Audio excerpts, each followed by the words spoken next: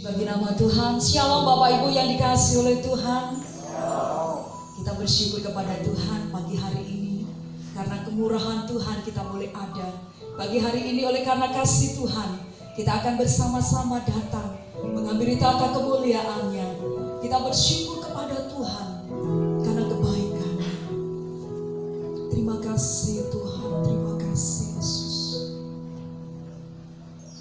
Haleluya.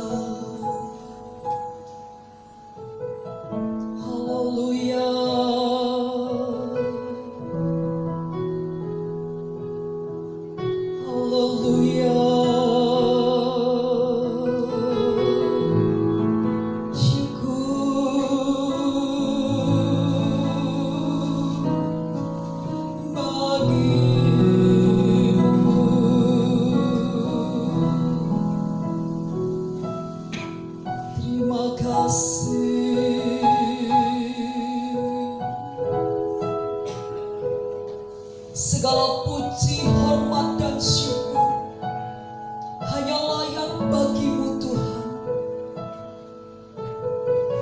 Dengan apa kami akan membalas kasih-Mu yang besar selain kami boleh datang untuk memuji dan menyembah-Mu pagi ini.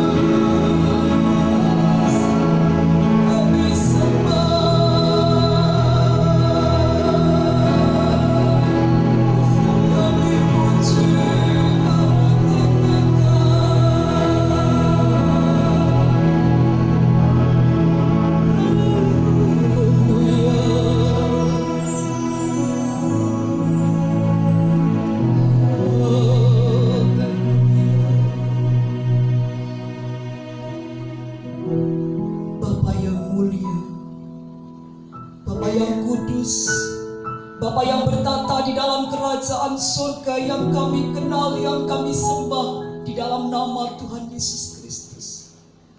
Inilah Tuhan, hidup kami yang kami bawa di hadapan Engkau pagi hari ini. Kami boleh bersyukur kepadamu, kami boleh memuji-muji dan menyembah Engkau Bapa, sebab hanya Engkaulah yang layak terima pujian dan penyembahan kami. Dan kami menyerahkan ibadah kami dari awal sampai akhirnya ke dalam tangan-Mu. Kami rindu setiap kami boleh berkenan di hadapan Engkau, setiap kami boleh menyukakan hati-Mu. Dan kami rindu Roh-Mu yang kudus memenuhi setiap pikiran kami, memenuhi hati dan seluruh hidup kami, sehingga membangkitkan roh kami untuk bersukacita memuji nama Tuhan di tempat ini. Terima kasih Bapa. Dengan ucapan ini kami bersyukur oleh karena kebaikan kasih-Mu. Di dalam nama Tuhan Yesus Kristus kami menyerahkan ibadah kami. Haleluya. Amin. Dipersilakan untuk duduk. Puji bagi nama Tuhan. Kalau karena kasih Tuhan yang besar dalam hidup kita, membuat kita boleh merasakan anugerahnya, membuat kita boleh menikmati yang namanya keselamatan. Itu bukan hasil usaha kita, tetapi semua karena kasih Tuhan yang besar. Dan mari kita mempersembahkan pujian yang terbaik kita hanya kepada Tuhan. Menaikkan syukur kita hanya bagi Tuhan. Haleluya.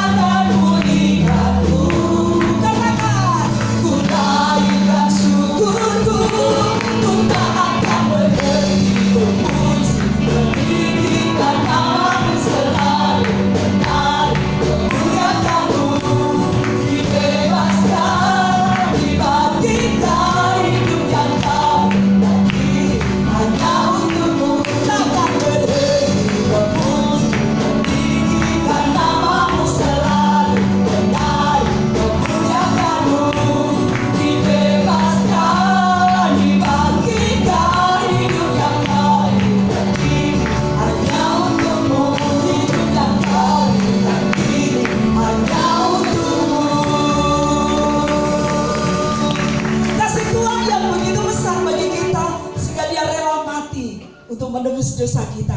Kuasa maut dikalahkan dengan darah Yesus Kristus. Oleh karena pengampunannya kita bebas. Haleluya.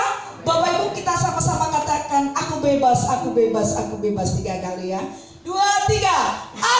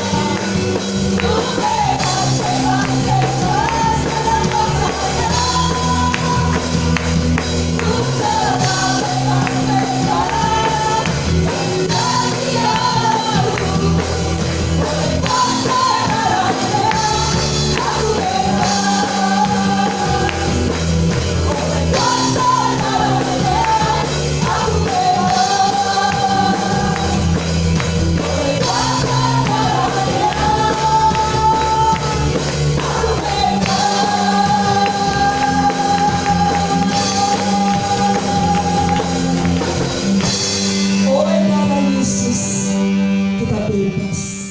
Oleh darah Yesus kita menang. Kita yang tadinya harus dihukum, tapi Tuhan membebaskan kita. Oleh karena kasih-Nya yang besar, oleh karena pengorbanannya, kita dijadikan ciptaan yang baru. Dan kita beroleh keselamatan, kita beroleh kehidupan kekal di dalam Tuhan. Haleluya, haleluya.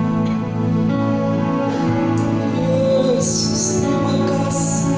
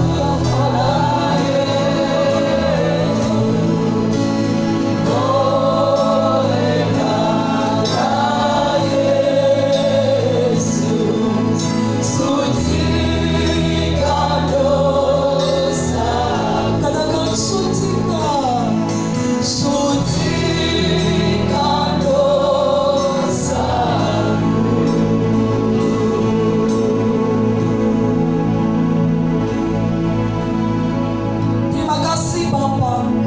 Terima kasih Tuhan Yesus untuk pengorbananmu yang begitu besar.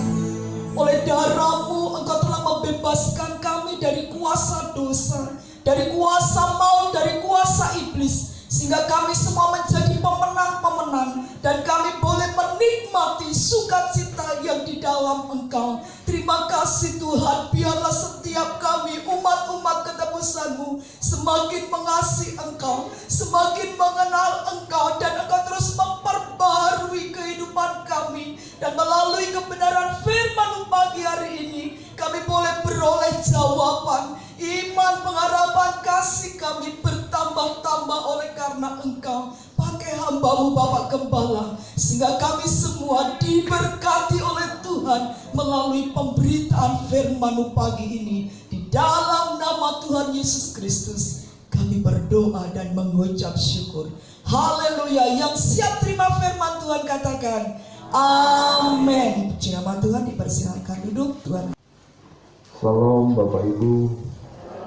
Kita bersyukur jika pada pagi hari ini saya dan Bapak Ibu masih diberikan waktu dan kesempatan yang baik oleh Tuhan untuk kita boleh memuji dan memuliakan Tuhan. Kita percaya, kita yakin bahwa puji dan penyembahan kita menyukakan hati Tuhan. Puji nama Tuhan. Bapak Ibu yang dikasihi oleh Tuhan, dalam dunia perdagangan dikenal dengan untung dan rugi. Dan biasanya kalau orang dagang inginnya untung, tidak ingin puntung ya. Iya, tetapi ingin untung. Kalau bisa untungnya besar. Ya, untungnya besar. Nah, Bapak Ibu yang dikasihi oleh Tuhan, ketika seorang yang punya sebuah jualan ataupun dagangan dijual kemudian laku, kemudian dia mulai menghitung-hitung keuntungannya, dan keuntungannya itu bisa dipergunakan untuk menopang di dalam kehidupannya. Nah, Bapak Ibu yang dikasihi oleh Tuhan, sekarang ketika kita menjadi orang Kristen, menjadi orang yang percaya, tentunya ingin menjadi orang percaya yang diberkati oleh Tuhan. Amin. Siapa yang tidak mau diberkati? Siapa yang mau diberkati? Wah, semuanya pasti mengangkat tangan.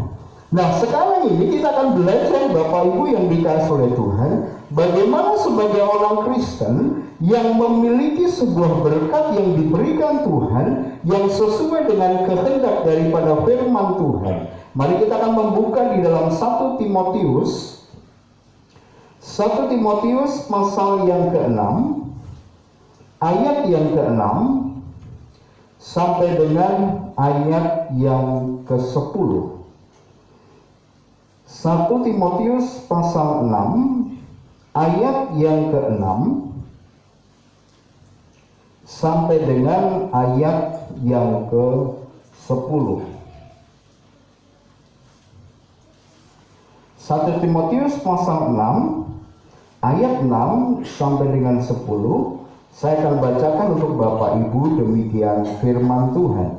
Memang ibadah itu kalau disertai rasa cukup memberi keuntungan besar, sebab kita tidak membawa sesuatu ke dalam dunia, dan kita pun tidak dapat membawa apa-apa keluar. Asal ada makanan dan pakaian, cukuplah.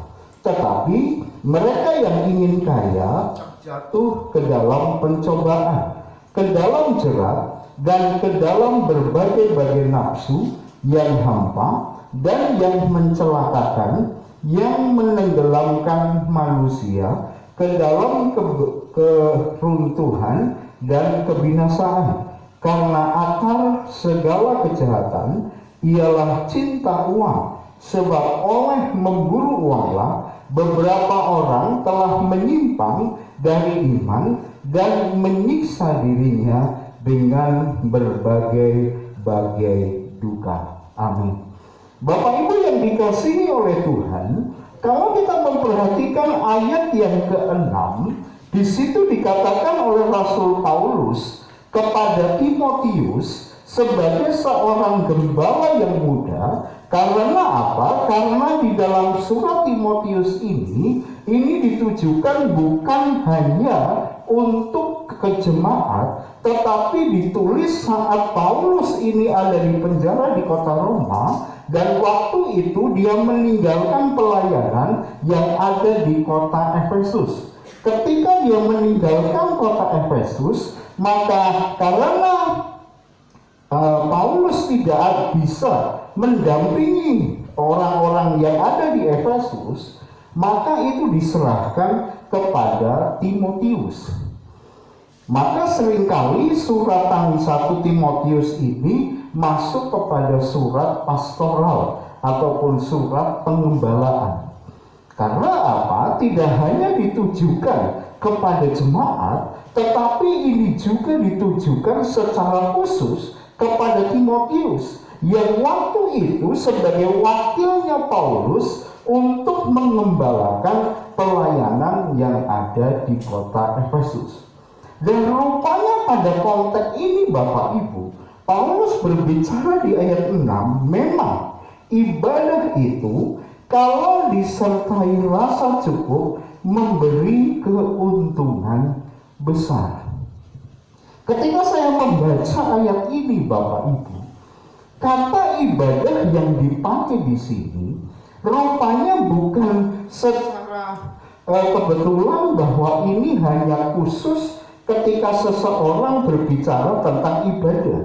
Karena kalau kita berbicara tentang ibadah itu bagaimana seseorang yang sedang menjalankan sebuah liturgi ataupun acara di mana dia sedang menghubungi dengan Tuhan. Atau boleh dikatakan kalau kita berkancing kepada kata ibadah secara konteks itu latria, tetapi rupanya yang dipakai pada ibadah dalam konteks Timotius ini bukan ibadah latria, tetapi ibadah lebih mengarah kepada kesalehan. Ya. Bagaimana orang itu saleh, dan orang yang saleh menurut konteks daripada Paulus adalah orang yang sudah percaya Yesus Kristus sebagai Tuhan dan Juru Selamat, atau masuk kepada kategori yang sudah menjadi pengikut daripada Kristus, akhirnya disebut Kristen. Jadi di sini berbicara tidak hanya unsur peribadatan pada konteks ketika seseorang itu sedang datang kepada Tuhan, memberikan hidupnya, memberikan seluruh waktunya kepada Tuhan, bukan itu. Tetapi rupanya kata yang dipakai adalah ibadah ini maksudnya adalah ibadah tidak hanya pada konteks ketika mungkin sekarang ini saya dan Bapak Ibu sedang ibadah, betul ya? Konteksnya bukan seperti ini saja, tetapi lebih mengarah kepada ketika kita hidup di dalam dunia ataupun ketika kita sedang menjalani dari hari ke hari, di situ juga menjadi sebuah ibadah. Kenapa Bapak Ibu? Karena saya dan Bapak Ibu mencoba belajar untuk hidup sesuai dengan apa yang diajarkan oleh Tuhan. Apa yang diajarkan oleh Kristus di dalam kehidupannya. Nah, Bapak Ibu yang dikasihi oleh Tuhan, kata ibadah di sini adalah mengarah kepada sebuah sikap kehidupan yang tidak hanya dibatasi saat orang itu datang kepada Tuhan, tetapi setiap hari, setiap waktu, setiap saat kehidupannya yang takut akan Tuhan, yang disebut dengan kesalehan. Jadi hidupnya saleh. Ada satu kadang-kadang idiom ataupun kadang-kadang yang sering kali dipakai katanya berkat anak soleh. Nah, Bapak Ibu yang dikasih oleh Tuhan.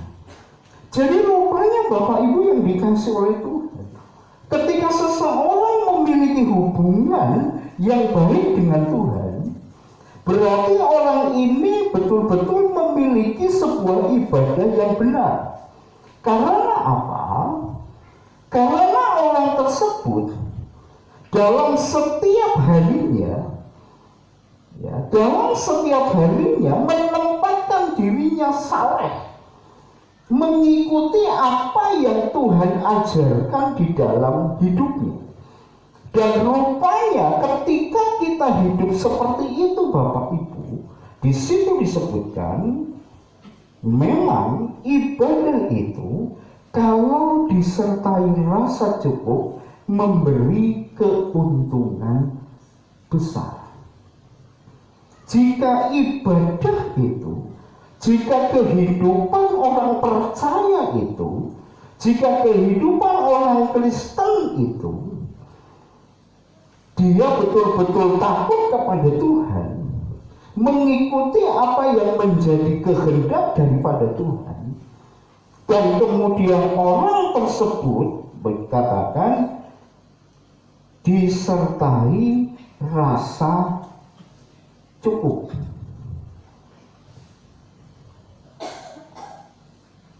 Jadi tidak hanya hidup benar, tetapi juga disertai rasa cukup. Kata rasa cukup ini Bapak Ibu dalam konteks bahasa aslinya itu memakai kata autarkeia. Autarkeia ini adalah rasa puas. Tidak hanya sekedar cukup sebenarnya, tetapi orang tersebut betul-betul puas. Puas dengan apa? Puas dengan ibadahnya kepada Tuhan. Puas dalam hubungannya dengan Tuhan. Nah, kenapa nasihat ini dimunculkan pada konteks Timotius ini Bapak Ibu? Kalau Bapak Ibu membaca dari pasal pertama, ya, kemudian Bapak Ibu juga bisa nanti melihat pada konteks pasal 2, kemudian pasal 4. Di sana disebutkan tentang ibadah secara komunal. Ibadah dalam hubungannya dengan Tuhan.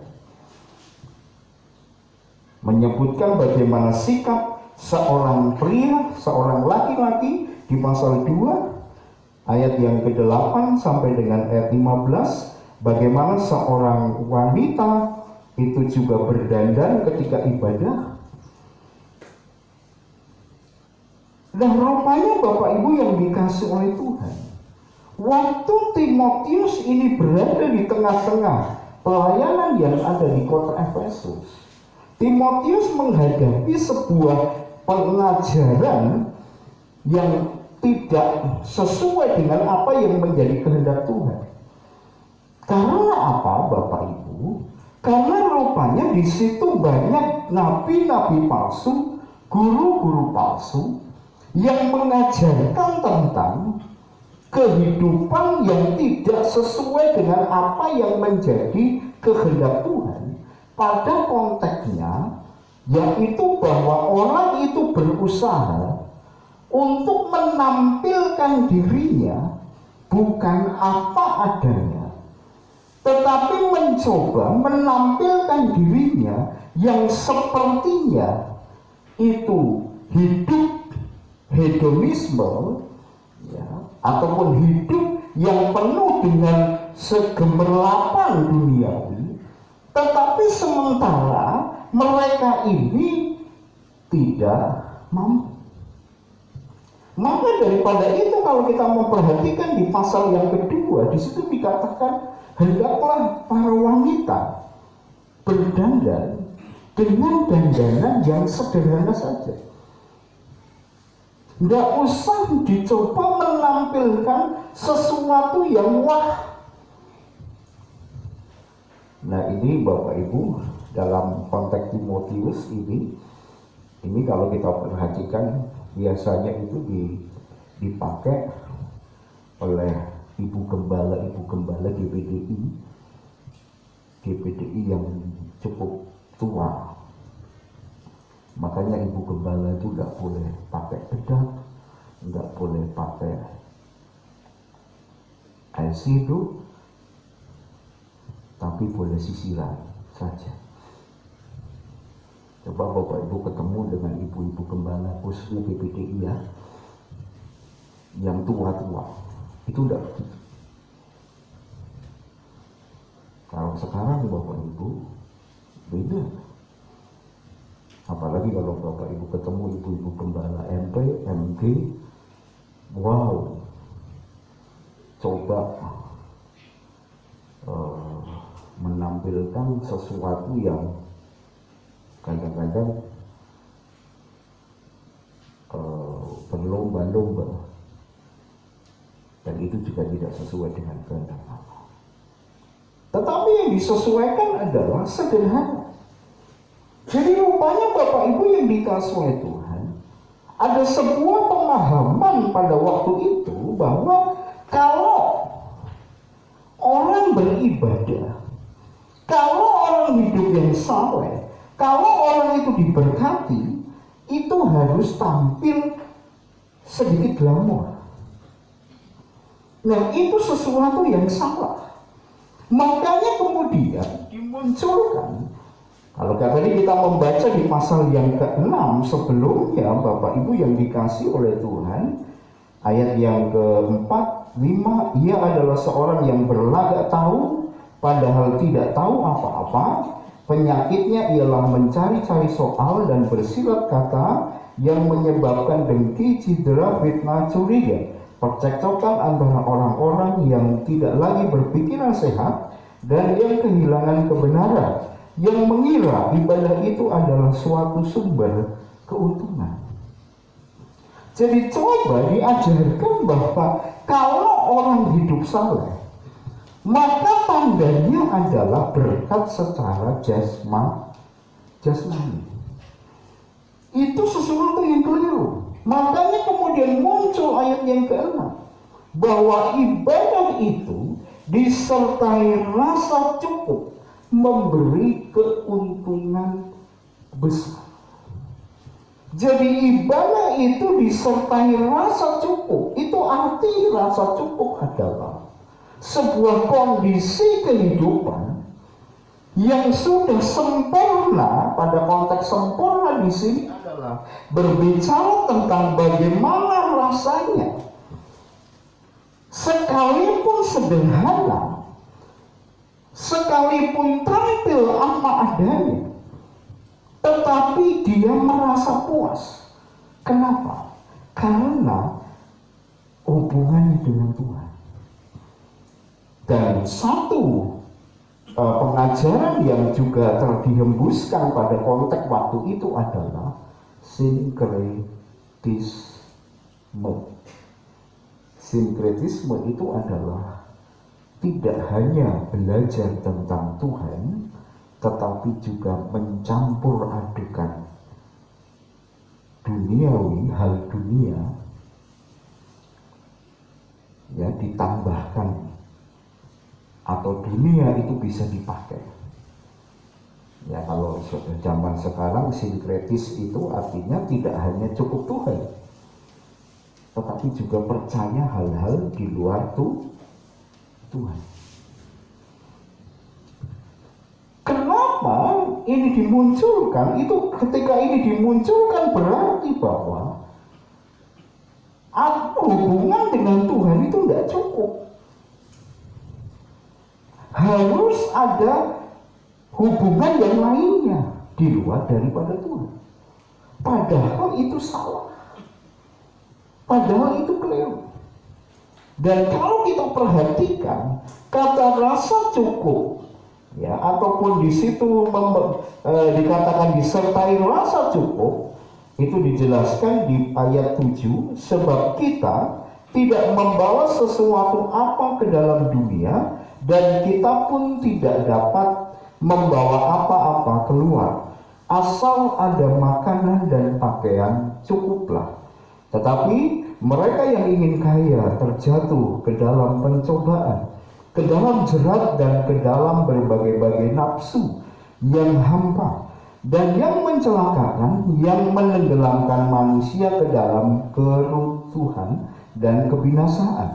Karena akar segala kejahatan ialah cinta uang, sebab oleh memburu uanglah beberapa orang telah menyimpang dari iman dan menyiksa dirinya dengan berbagai-bagai duka. Jadi rasa cukup itu adalah mengarah kepada sebuah rasa puas dengan Tuhan.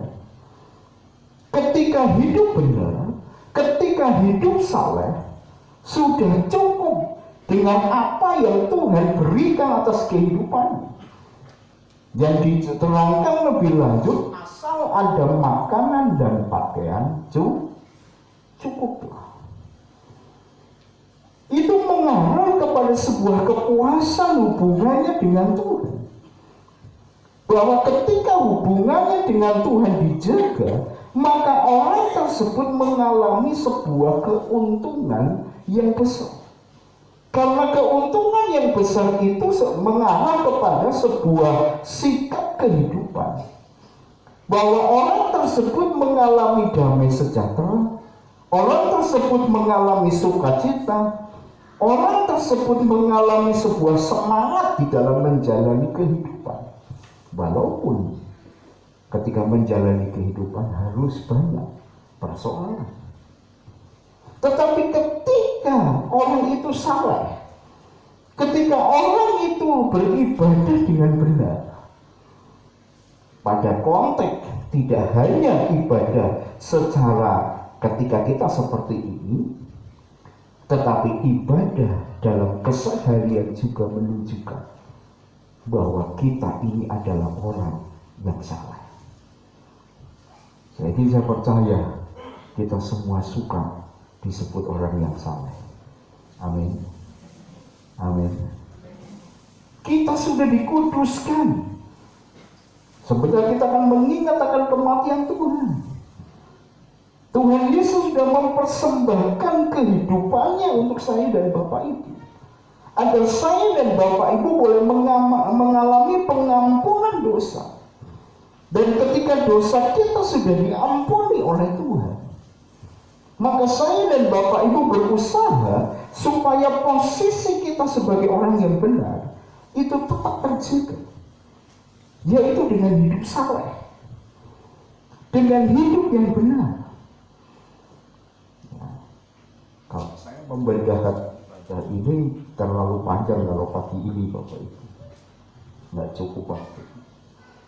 Tetapi yang jelas, ibadah yang dimaksud di sini adalah bagaimana hidup kita, bagaimana kita menjalani hidup kita dalam setiap hari, untuk kita menjaga supaya hidup kita benar.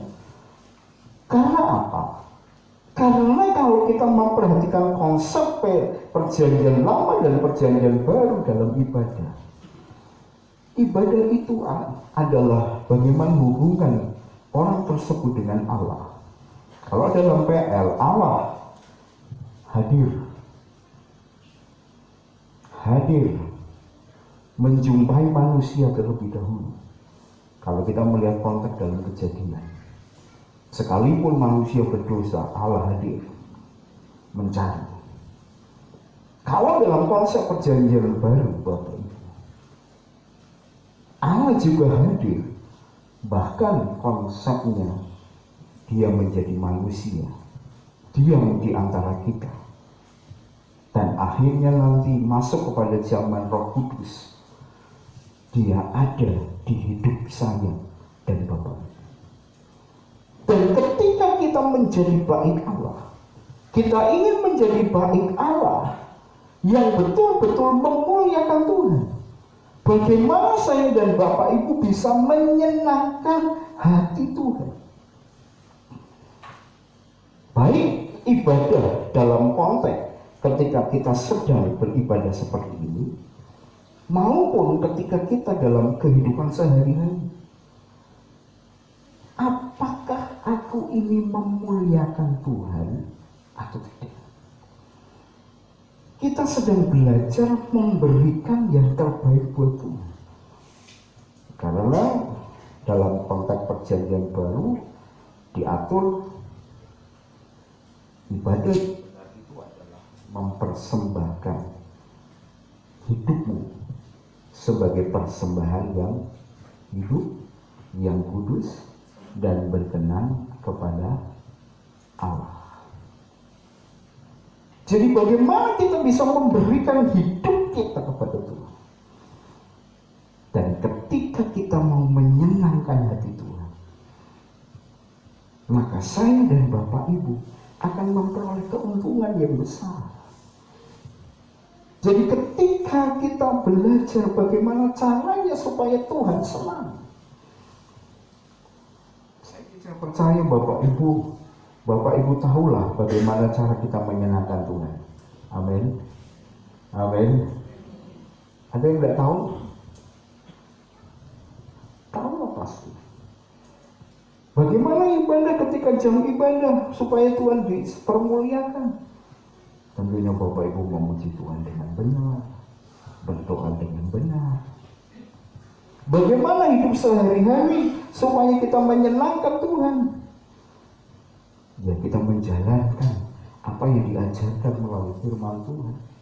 Hidup berkenan kepada Tuhan. Karena pusat ibadah kita adalah Tuhan. Pusat kesalehan kehidupan kita adalah supaya saya dan Bapak Ibu menyukakan hati Tuhan. Ibadah disertai rasa yang cukup itu mendatangkan keuntungan yang besar. Amin. Amin. Jadi ketika kita mempersembahkan diri kita kepada Tuhan, dengan apa yang kita bisa buat untuk Tuhan, melalui sikap, melalui perkataan, melalui segala sesuatu kehidupan yang ada dalam hidup kita, di balik itu ada keuntungan yang besar. Makanya kalau kita perhatikan di dalam konteks 1 Timotius pasal yang keempat ayat 8 dikatakan demikian, latihan badani terbatas gunanya, tetapi ibadah itu berguna dalam segala hal karena mengandung janji baik untuk hidup ini maupun untuk hidup yang akan datang. Jadi ketika kita menjaga diri kita benar, maka itu mengandung janji baik hidup sekarang maupun hidup yang akan datang. Tuhan suka, Tuhan disenangkan. Maka ketika Tuhan disenangkan, otomatis Bapak Ibu, Tuhan pasti senang terhadap hidup kita. Amin. Kalau Tuhan senang terhadap hidup kita, otomatis ketika kita meminta, ketika kita menghubunginya, Tuhan tidak segan-segan untuk mendengar dan untuk mengulurkan tangannya. Amin. Tapi kalau Tuhan tidak pernah disenangkan, bagaimana? Jadi Bapak Ibu yang dikasihi oleh Tuhan, mari kita harus memiliki kehidupan kesalehan, dan kita ingin bahwa itu semua cukup karena Tuhan. Tidak campuran, tidak dengan sinkretis, tetapi hanya Tuhan saja. Bahwa ketika kita punya hubungan dengan Tuhan, saya dan Bapak Ibu dipuaskan. Makanya kalau kita perhatikan di dalam Matius 6 ayat 30, carilah dahulu kerajaan Allah, maka semuanya akan ditambahkan kepada. Ketika kita hidup sesuai dengan apa yang menjadi kehendak Tuhan, kita tidak usah minta saja, Tuhan pasti memberikannya di dalam hidup kita. Maka daripada itu, mari Bapak Ibu, milikilah kehidupan kekristenan, kesalehan disertai dengan rasa yang puas dengan Tuhan. Karena itu semua mendatangkan keuntungan yang besar. Kita siapkan hati kita datang kepada Tuhan. Terima kasih Tuhan.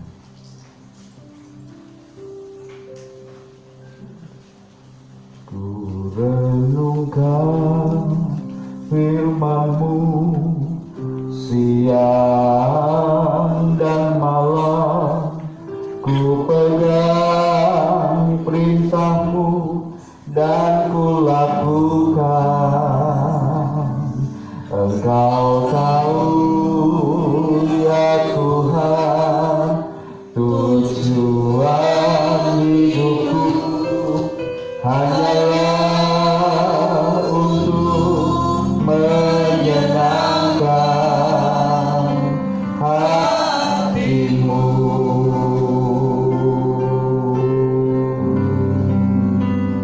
Ku renungkan firman-Mu siang dan malam, ku pegang perintah-Mu dan ku lakukan. Engkau tahu ya Tuhan, tujuan hidupku hanyalah untuk menyenangkan hati-Mu.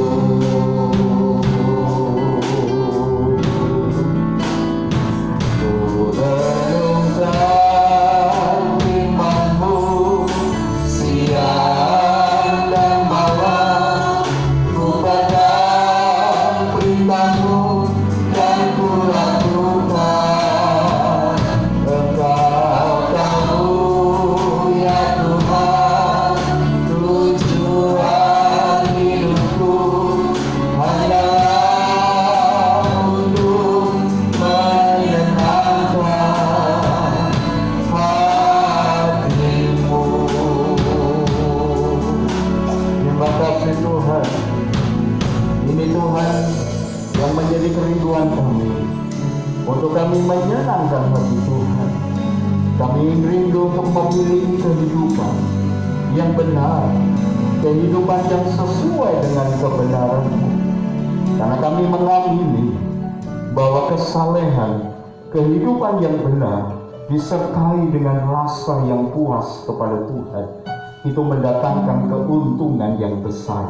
Kami percaya Bapa, bahwa kami pasti mengalami pembelaan Tuhan saat kami boleh belajar untuk menyenangkan hati Tuhan melalui segala apa yang kami dapat kerjakan untuk Tuhan. Kami tahu Bapa, karena Engkau sudah terlebih dahulu mengampuni segala dosa kami yang tadinya kami tidak layak. Saat ini kami berkenan di pemandangan Tuhan. Kami boleh diperkenankan layak di hadapan Allah, untuk kami boleh belajar menyenangkan hati Tuhan. Kiranya firman-Mu itu akan tetap terus memberkati setiap kehidupan kami. Tiba saatnya Bapa, jika sebentar kami juga akan menikmati perjamuan Tuhan. Mari kiranya Tuhan akan campur tangan dalam hidup kami. Ku renungkan Yesus, roti dan anggur sudah ada di dalam tangan hidup kami.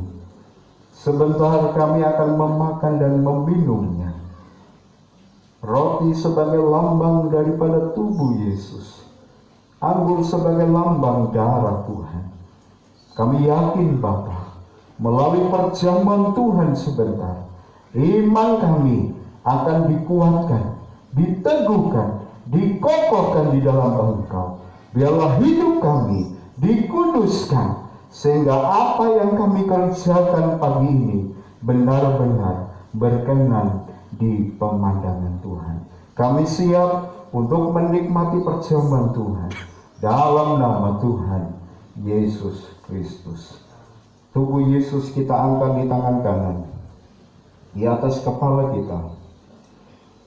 Sebelum kita memakannya, dengarkan firman Tuhan. Sebab apa yang telah kuteruskan kepadamu telah aku terima dari Tuhan, yaitu bahwa Tuhan Yesus pada malam waktu ia diserahkan mengambil roti, dan sesudah itu ia mengucap syukur atasnya, ia memecah-mecahkannya dan berkata, inilah tubuhku yang diserahkan bagi kamu, perbuatlah ini menjadi peringatan akan aku. Dalam nama Tuhan Yesus Kristus, tubuh Yesus kita makan.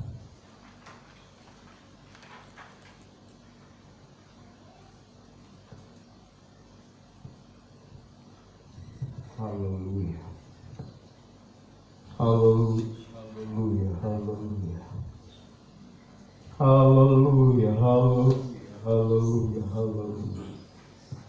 Kita pindahkan cawan ini di tangan kanan kita. Kita angkat cawan ini. Cawan ini berisi daripada darah Yesus.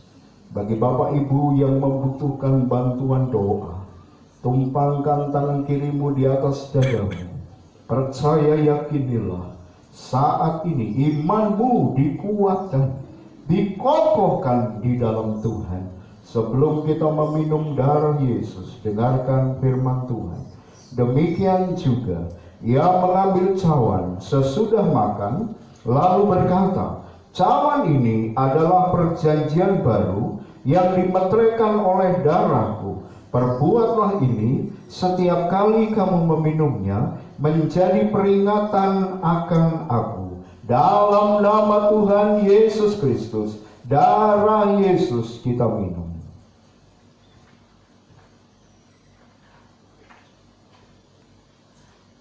Haleluya, haleluya, haleluya, haleluya. Haleluya, haleluya, haleluya, haleluya. Terima kasih Tuhan, karena kami sudah menjadi satu di dalam kematian daripada Engkau, dan kami percaya dosa kami sudah diampuni oleh Tuhan. Bahkan hidup kami saat ini dikuatkan, dikokohkan di dalam Engkau. Iman kami diteguhkan Tuhan, dan menyerahkan setiap jemaat Tuhan yang menumpangkan tangan kirinya di atas dada mereka. Engkau tahu persis apa yang menjadi pergumulan mereka. Dalam nama Tuhan Yesus Kristus, Tuhan jamah, yang sakit Tuhan sembuhkan, yang lemah Tuhan kuatkan, yang saat ini bimbang khawatir, dalam nama Tuhan Yesus Kristus dikuatkan oleh Tuhan untuk mereka mengalami kekuatan yang luar biasa. Kami percaya pagi ini setiap jemaat sudah diberkati oleh Tuhan, memberkati para pelayan-pelayan perjamuan yang sudah melayani kami. Dalam nama Tuhan Yesus Kristus, kami sudah mendengar firman Tuhan dan kami sudah menikmati perjamuan. Haleluya. Amin. Silakan duduk. Cawan akan diambil oleh pelayan Tuhan.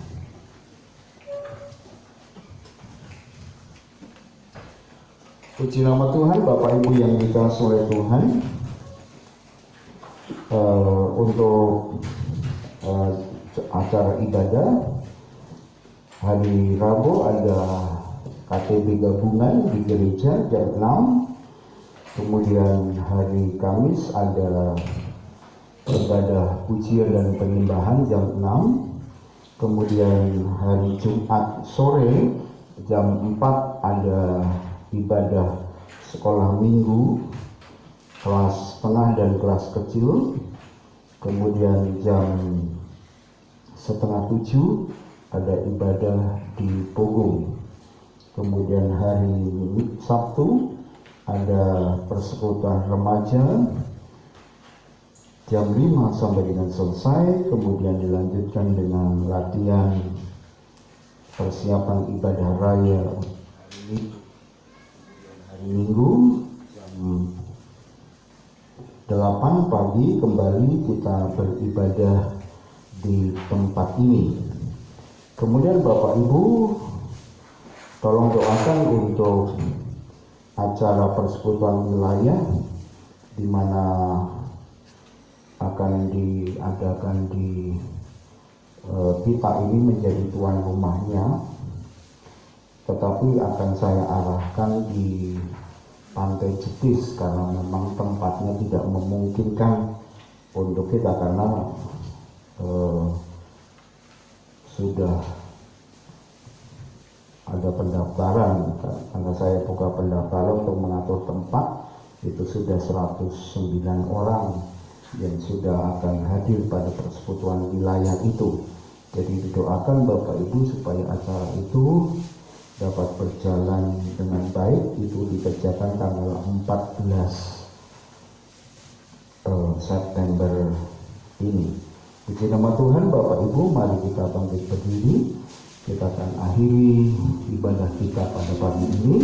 Dan bagi Bapak Ibu, para pelayan bisa melihat jadwal di warta jemaat. Kiranya Engkau memberkati aku melimpah-limpah dan memperluas daerahku.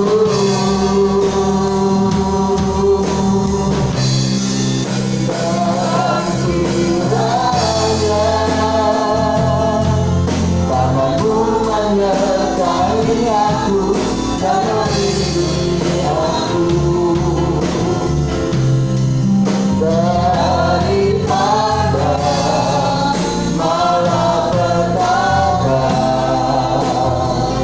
sehingga kesakitan tidak menimpa aku.